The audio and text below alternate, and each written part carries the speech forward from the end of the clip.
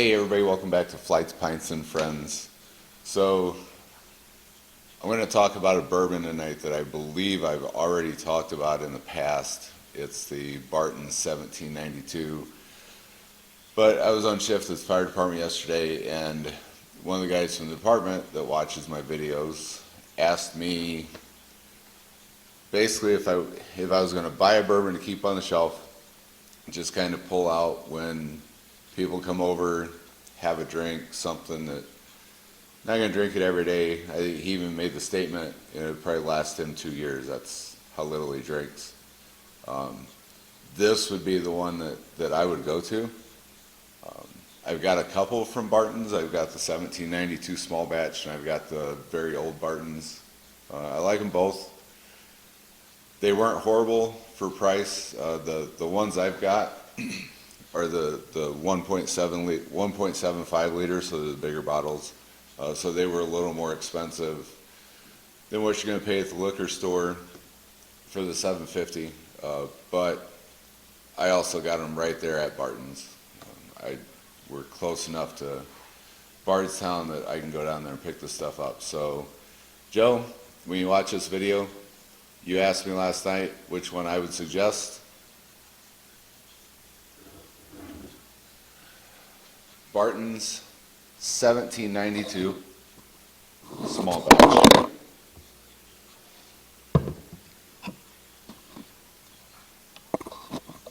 Sorry about that. Knocked the microphone off. I'm still getting used to all this stuff. And put my glasses back on here. Tell you what what the bottle says. So, small batch, named in honor of the year Kentucky joined the United States. 1792 small batch bourbon is made from a marriage of a few select bottles carefully chosen by the master distiller. The refined bourbon elevates Kentucky distilling to exceptional new heights. Celebrated by whiskey connoisseurs worldwide, and subtleties of 1792 make it uncomparably brash and bold, yet smooth and balanced. And we're going to taste it, we're going to talk about it. The proof on this is 93.7, so it's 46.85% alcohol by volume. A little bit about Barton's. Barton's 1792 distillery, as I said, it's in Bardstown, Kentucky. Established in 1879. It's the oldest fully operating distillery in Bardstown. It's 196 acres. I looked this up earlier to get sizes for you, Joe. It's about, from us, it takes about 5 hours to get there. If you want to go down, I'm always happy to make a road trip to a distillery. But Barton's is 196 acres. I believe it's got 30 barrel warehouses. It's like a total of 50 buildings on the grounds. It's also home to I believe it's called Tom Moore Spring. I didn't look up any information on that, but you can look that up. So as the bottle said, 1792 was the year Kentucky became a state officially. I believe in 2009, Barton's 1792 distillery was bought by Sazerac. That's the same company that owns Buffalo Trace. The 1792 small batch is what they consider a high rye. If you look up the mash bill on it, I couldn't find an exact one, but it just says it's high rye. You can definitely taste it. When you do taste it, like I said, the proof, 93.7. Usually the 750 bottles, I've seen them around here from anywhere from $25 to $50, depending on where you go. I believe this one cost me 45 or 48 right there at the distillery. This is Barton's flagship bourbon. There's actually a couple different versions of the 1792. There's quite a few. There's the small batch, the full proof, bottled in bond. There's a couple special ones that they made, sweet wheat, I think is what it was. There's another one that they sell just to the military. I believe it's called Military Special. The guys I have talked to about that don't suggest it. They said it's not very good. But small batches that I keep at the bar, Joe. So we're going to pour some here.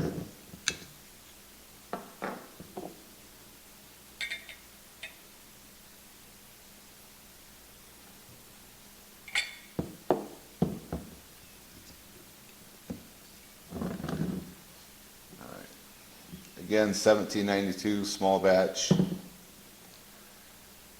Poured some of the Glencairn in there, Joe. So, nice honey color. I don't have my white light. I have green or orange, but it's definitely honey, is what I would say.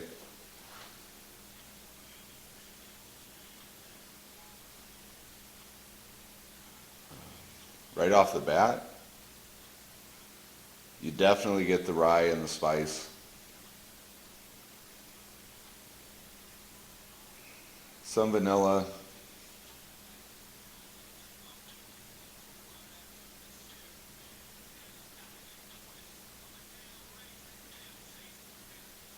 Caramel.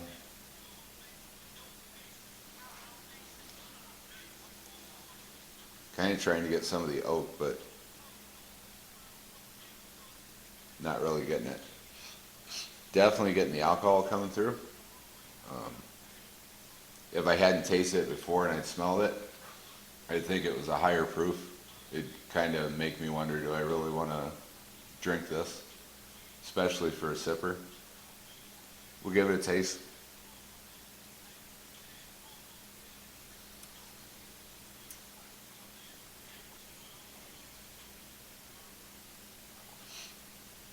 Exactly what I remember. I do drink this pretty regularly, so I'm familiar with it. I guess the easiest way to explain it is it's almost like good versus evil when you taste it. It's the spice of the rye, the sweet of the vanilla. It's not as harsh as it smells.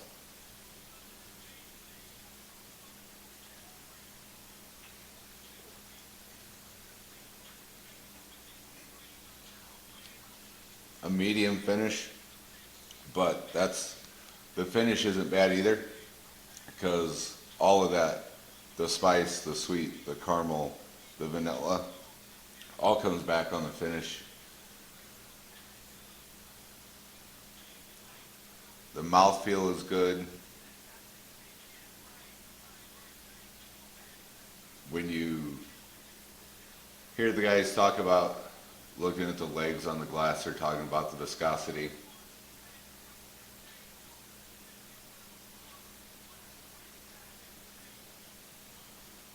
And that's exactly what I see in the glass is what I expect to feel in the mouth.